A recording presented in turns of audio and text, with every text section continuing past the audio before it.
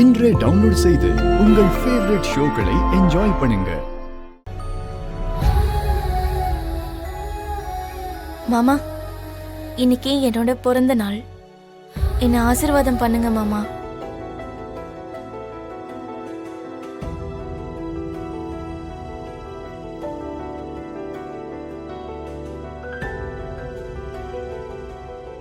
நூறு வருஷம் நீ சந்தோஷமா வாழணுமா?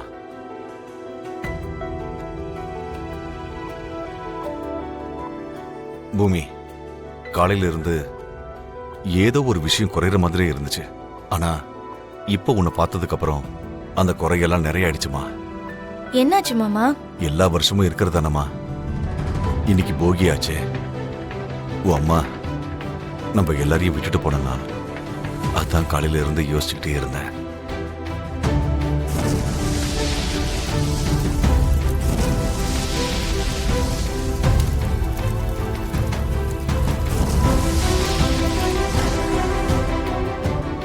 அப்பத்துல இருந்து இந்த வீட்டுல போகி பொங்கல் எதுவுமே கிடையாது. இந்த 3 நாள் உன் அப்பா எப்பவுமே சோகமா தான் இருப்பாரு. என்னோட நிலைமையும் அதுக்கு விதிவிலக்கு இல்ல மாமா. எனக்கு எப்போ என் அம்மா போகி அன்னைக்கு தான் இறந்து போனாங்கன்னு தெரிஞ்சதோ அன்னையில இருந்தே எந்த ஒரு போகியும் பொங்கலும் எனக்கு சந்தோஷத்தை கொடுத்ததே இல்லை.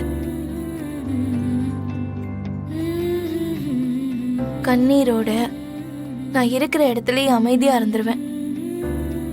எனக்குள்ள ஒரு மாற்றம் ஏற்பட்டிருக்குன்னா அது இன்னைக்குதான் மாமா.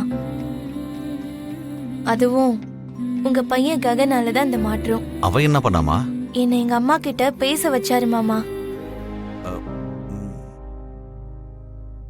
உன்னோட அம்மா கிட்டியா? அப்படின்னா சோபா சந்திர தங்கச்சி கிட்டியா? எப்படிமா? அது ஏதோ டெக்னிக் இருக்காமே மாமா. போட்டோ கூடயே நம்ம பேச வைக்கலாமா? ஓ, ஆர்டிஃபிஷியல் இன்டெலிஜென்ஸை வச்சு வர்ச்சுவல் இமேஜை கிரியேட் பண்ணானா? ஆமா மாமா, அப்படிதான் ஏதோ ஒண்ணு.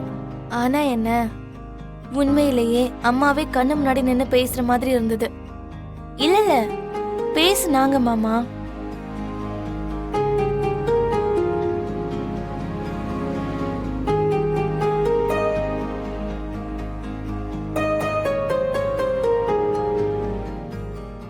என்னடா தங்கம், நம்ம தமிழர்களுக்கு முக்கியமான பண்டிகையே பொங்கல் தான்.